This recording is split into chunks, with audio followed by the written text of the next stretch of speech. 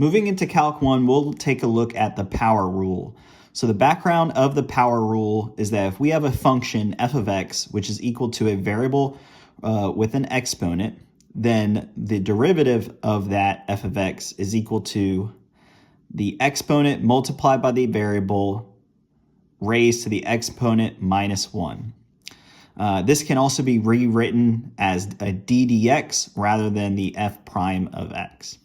So here we have an example problem, which is f of x is equal to 15x to the 100th minus 3x to the 12th plus 5x minus 46. And we want to find what the derivative of that function is.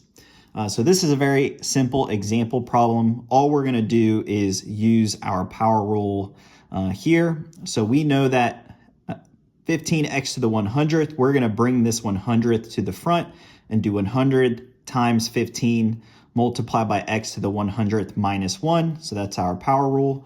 And then we're going to do it to the next term as well. So the x to the 12th will be 12x to the 12 minus 1. And then our 5x is really just x to the 1.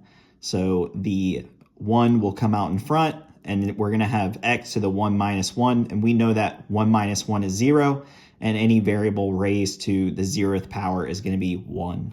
So we can go ahead and simplify this by 100 times 15, which will be 1500, x to the 99, minus 36x to the 11th plus 5. So that's a very simple example to show what the power rule is. We can look at another example here.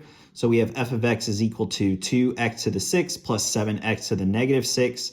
And we want to find the derivative of that function as well. So we can do the exact same thing where we move the 6 out in front, subtract it by 1. So we have 6 times 2, x to the 6 minus 1. And then we'll do the same thing right here. 6 to the negative 6, we'll move that negative 6 out in front. And then we'll have x to the negative 6 minus 1. The big thing here is just to make sure that we notice that this is a negative exponent. And so when we subtract 1, it'll be minus 7. So just be careful of negative exponents. That's what's going to happen.